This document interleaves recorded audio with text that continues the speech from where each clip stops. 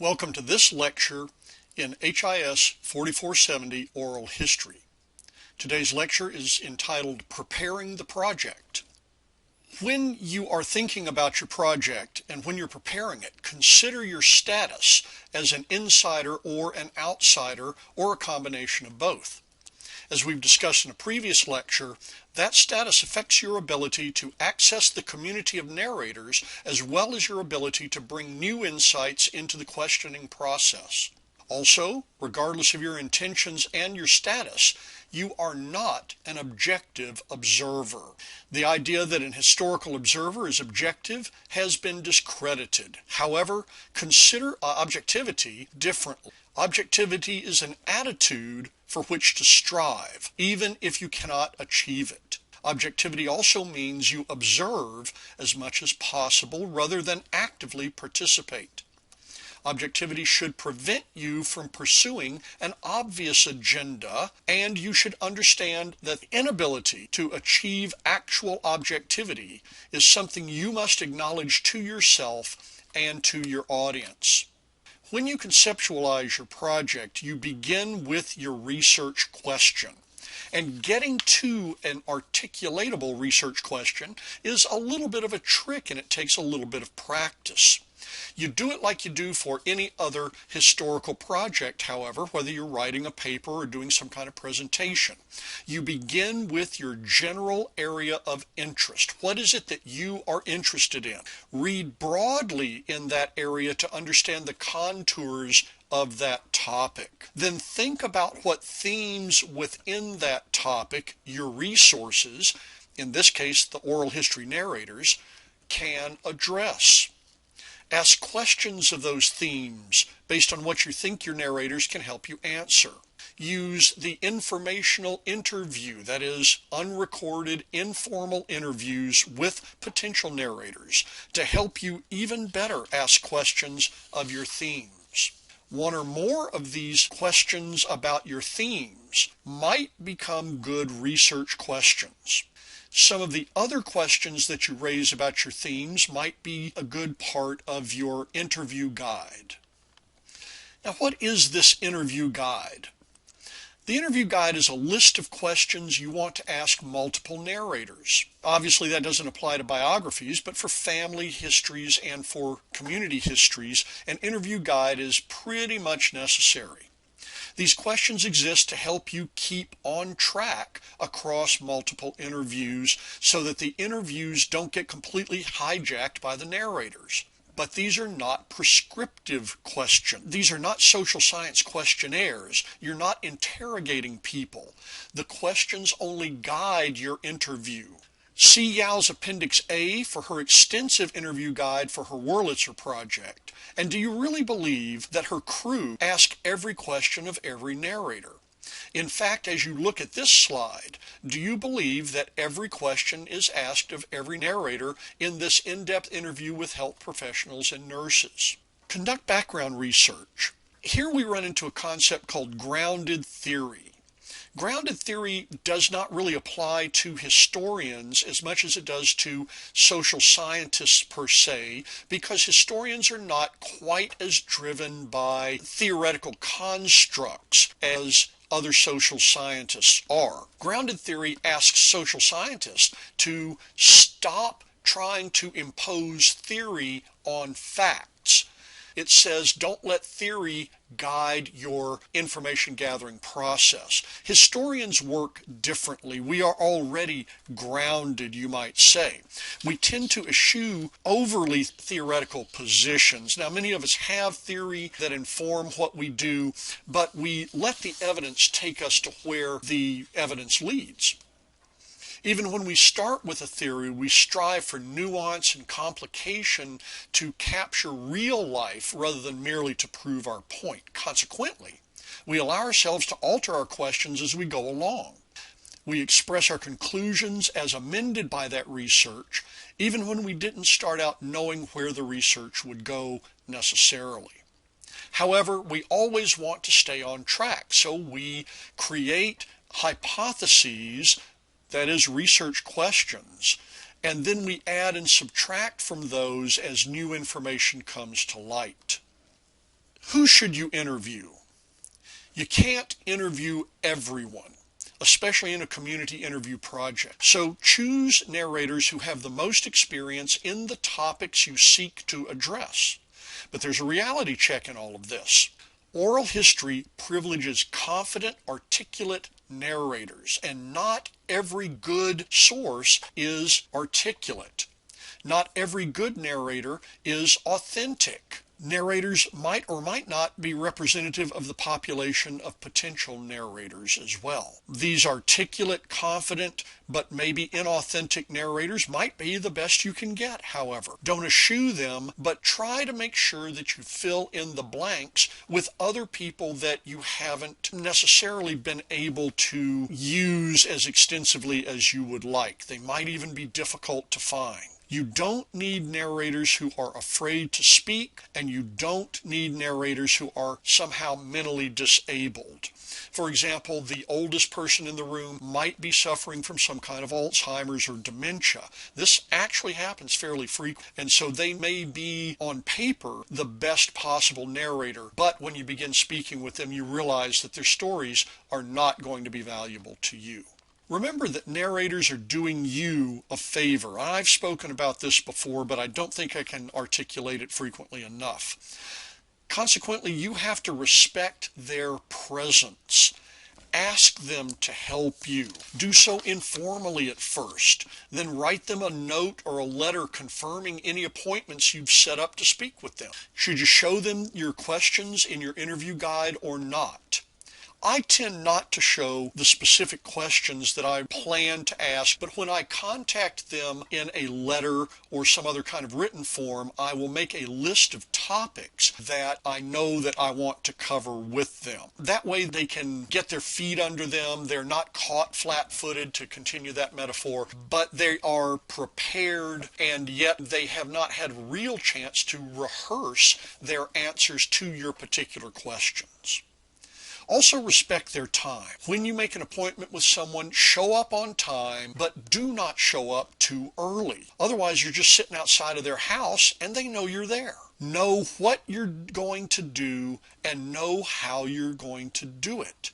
Know how to set up your equipment. Know how the equipment works. Script your preliminaries. End at the appointed time, even if you feel like you need to come back, and be willing to come back if they want to keep talking. Let's talk about equipment now. Should you do audio only, or should you do video? Should you do digital, or should you do analog?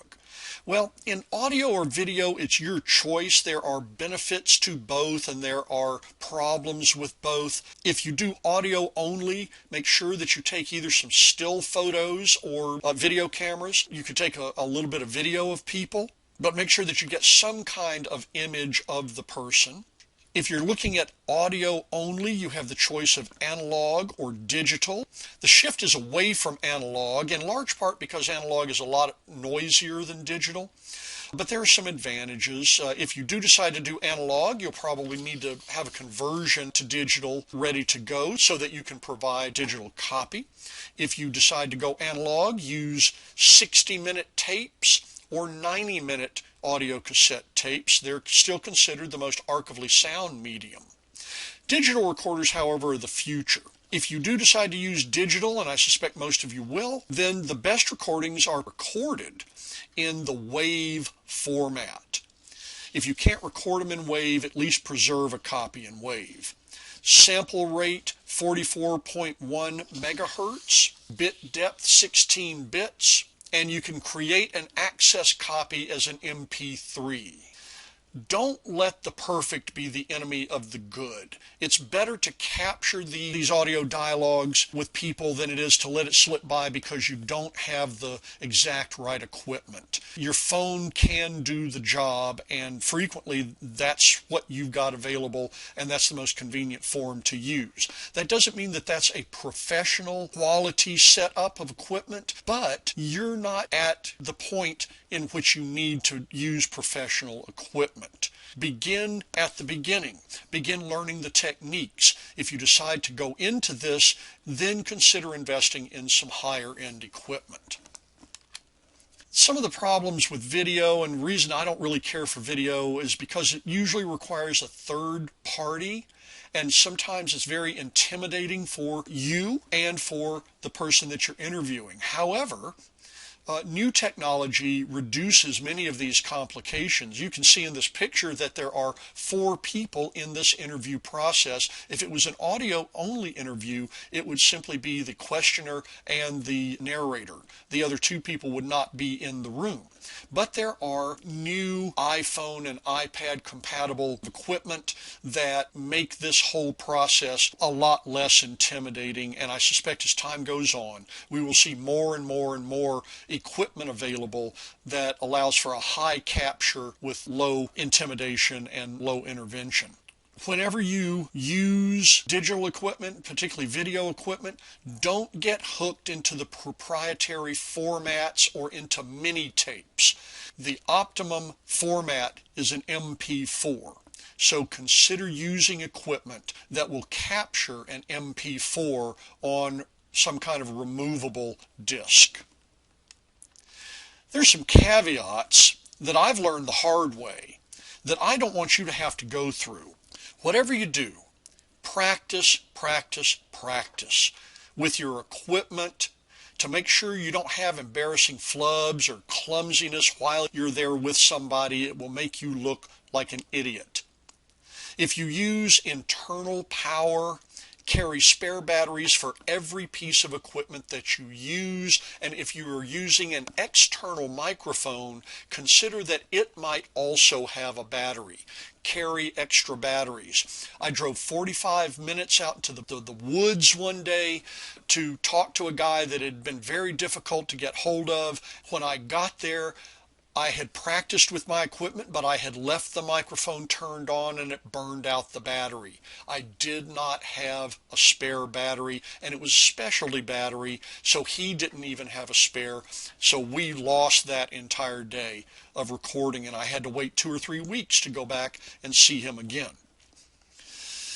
If you're using external power, carry extension cords, carry plug strips, and carry, no kidding, 3-prong to 2-prong plug converters. Why? Because it's likely that you'll be interviewing older people in their homes and they have not necessarily converted over to the grounded plugs or even put in fake 3-plug electrical cords. Therefore, things like your extension cord may not work, your strip may not work, and these 3-prong to 2-prong converters are less than $1 each. Go buy 3 or 4 of them. Also, consider carrying a backup recorder. Maybe you're using semi-professional equipment. Carry a small recorder with you. If you're using your telephone, carry another telephone with you, or carry something like the thing I use, which is an Olympus WS311M. But I always carry that spare recorder because something fails, you've got the backup system. Finally, script your lead in. You don't need to be fumbling with what you're going to say, especially if you're talking to multiple people over the course of a project. You need to have, as we'll talk about later, some of the same verbiage from person to person. You want to capture their consent. You want to capture that they understand what your project is and where it's going to be housed and how it's going to be dealt with. You want to hear them say yes, and you want to make sure that you do things like capture your name and the date and the place of interview, and get the person's name and get them to spell their name. These are things that ought to be scripted out. Remember too that you are capturing raw data. It's not the final edited product. There'll be a lot of stuff on your tape that has to do with permissions and general chit-chat that would never make it if you were doing an edited version for some kind of public production. Finally, prepare with the end in mind. Start knowing what the final products are going to look like. What is your desired final product? Are you just collecting oral histories? That's legitimate in itself. You're not actually going to do anything with these except gather them in. This is, for example, the Library of Congress's Veterans History Project. Thousands of people all over the United States have been simply collecting the stories of servicemen, servicewomen, and everybody involved in all of the deployments throughout the 20th century, whether on the foreign front or the home front. These are being amassed at the Library of Congress, and they will provide raw data for other people to come along, conduct research, and draw research conclusions from. Completely legitimate. Is that what your final product is going to be? If so, begin with that end in mind. Will you use your interviews to arrive at a research project? In this particular class, probably not, because you're doing very few interviews. But you may look at your project and say, I want to keep carrying on with this, and so yes, I will try to create some kind of research product out of it. Will you present the interviews as a public project or online? You need to let people know that. What you want to do determines how you approach the completion of the project. Begin with this end in mind so that you can inform your narrators at the beginning of what will happen with their information. This is not only part of respecting them, but it is also a component of ethical, informed consent that we'll deal with later down the road. What will you do with the work products and the paperwork? You have the raw interviews, you're going to have some paperwork that describes the project, you're going to have indices, you're going to have releases signed by both the narrators and yourself in a packet form. What are you going to do with this material? Knowing what you're going to do with this material is part of preparing the project with the end result in mind. Will you place this at a publicly accessible archives? Will you curate all of this material onto some kind of website so that it's publicly available? Your narrators deserve to know this. And think too that the public deserves a chance at this as well. When I teach historical methods, one of the things I teach is that we cite our sources, because people who look at our work need to be able to replicate our work and need to extend their own work by looking at the sources that we looked at. The same thing goes with oral history interviews. If they are not quote-unquote published, that is, if they're not publicly available, then no one can check your work and no one can look at the sources you used in order to promote their own research. So please consider putting these work products and these raw interviews into an archives or somehow online. And when you make that decision, you must inform all of your narrators beforehand. They have the right to not allow that to be done. They have the right to not participate if they don't want their material online. With that, we're finished with this lecture. I know this has been a short one, but I think that between this and your readings, you'll have a pretty good idea about how to start thinking about preparing your project. Thank you very much.